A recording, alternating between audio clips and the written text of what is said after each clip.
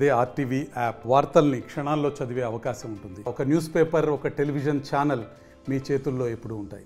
ఇవాళ 2019 ఇదే రోజు ఫిబ్రవరి 14న మన సిఆర్పిఎఫ్ జవాన్లందరూ కూడా ఒక కాన్వాయ్ లాగా జమ్మూ నుంచి కాశ్మీర్కి వెళ్తుండగా, మన దేశ రక్షణ కోసం వాళ్ళు వెళ్తుండగా, మన దేశ ప్రధాని నరేంద్ర మోడీ గారి యొక్క ఆదేశాలు, రక్షణ మంత్రి గారి ఆదేశాల మేరకు వాళ్ళు జమ్మూ కాశ్మీర్ రక్షణ కోసం వెళ్తుండగా జైషే మహమ్మద్ తీవ్రవాద సంస్థ పూర్తిగా ప్లాన్ చేసి వాళ్ళని రెక్కీ చేసి ఆ యొక్క కాన్వాయ్ మీద ఒక మానవ బాంబుగా వాళ్ళు వచ్చి ఒక కారులో వాళ్ళు మన వాళ్ళపైన దాడి చేయడం జరిగింది. ఈ యొక్క తీవ్రవాదమైనటువంటి ఈ చర్యలో మన వాళ్ళు సిఆర్పిఎఫ్ జనాలు 40 మంది అసూలు బాశారు. ఈ 40 మంది ఆ రోజు మన దేశం కోసం ప్రాణాలు కోల్పోయారు. అందుకే వారిని గుర్తు చేసుకుంటూ, వారి త్యాగాల్ని గుర్తు చేసుకుంటూ, వారిని అమరవీరులుగా కీర్తిస్తూ ఈరోజు వారికి ఘన నివాళులు అర్పిస్తున్నాం. భారతదేశం మొత్తం కూడా ఈ రోజుని బ్లాక్ డేగా పాటిస్తోంది. ఈ బ్లాక్ డేగా పాటిస్తూ ఆ దినాన్ని గుర్తు చేసుకుంటూ ఆ తీవ్రవాదాన్ని రూపుమాపే విధంగా మన ప్రధాని నరేంద్ర మోడీ గారికి బాసటగా ఆయన తీసుకునే ప్రతి చర్యలో, ప్రతి అడుగులో మనంతా తోడ్పాటుగా ఉండేలాగా మనమందరం కూడా ఆయనకి ఆయురారోగ్యాలతో పాటుగా ఆయనకి మంచి ఆయుష్ కూడా రావాలని మనమందరం కూడా ప్రార్థించాలి. ఎందుకంటే ఈరోజు విశ్వగురువుగా మన భారతదేశం ప్రపంచమంతా కీర్తించబడుతుందంటే అది మన ప్రధాని మోడీ గారి వల్లే అని జగద్విదితం ఆ విషయం.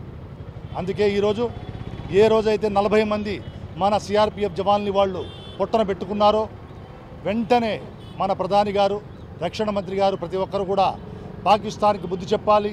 అలాగే పాకిస్తాన్లో ఆశ్రయం పొందుతున్నటువంటి జైషే మహమ్మద్ తీవ్రవాద సంస్థకు కూడా బుద్ధి చెప్పాలి అని సర్జికల్ స్ట్రైక్ ద్వారా ఫిబ్రవరి 26వ తారీఖున వాళ్ళు పాకిస్తాన్లోకి చొచ్చుకు వెళ్ళి బాలాకోట్ దగ్గర సర్జికల్ స్ట్రైక్స్ చేయడం జరిగింది. ఆ స్ట్రైక్స్లో దాదాపు 300 మంది తీవ్రవాదులని మట్టుపెట్టడం జరిగింది. ఇది నరేంద్ర మోడీ గారి యొక్క ప్రతిచర్య ఎలా ఉంటుందో ప్రతి ఒక్కరికి, తీవ్రవాదులకి, తీవ్రవాద సంస్థకి తెలియచేయడం జరిగింది. అందుకే మనం ఇవాళ ఇటువంటి ఈ రోజుని మనం చాలా సంతాపంతో మనం స్మరించుకుంటూ ఆ యొక్క 40 మందికి కూడా వారి యొక్క పవిత్ర ఆత్మలకి శాంతి కలగాలని మరొకసారి దేవుని ప్రార్థిస్తూ, వారి ఆత్మలకు ఘన నివాళి అర్పిస్తూ, వారి కుటుంబాలకి మనమంతా, మన దేశమంతా బాసటగా ఉండాలని, మన ప్రభుత్వాలన్నీ కూడా బాసటగా ఉంటాయని మనమందరం కూడా వారి కుటుంబాలకు సంతాపం తెలియజేస్తూ, మన భారతదేశాన్ని కాపాడుకోవాల్సిన బాధ్యత ప్రతి ఒక్కరిపైన ఉంది.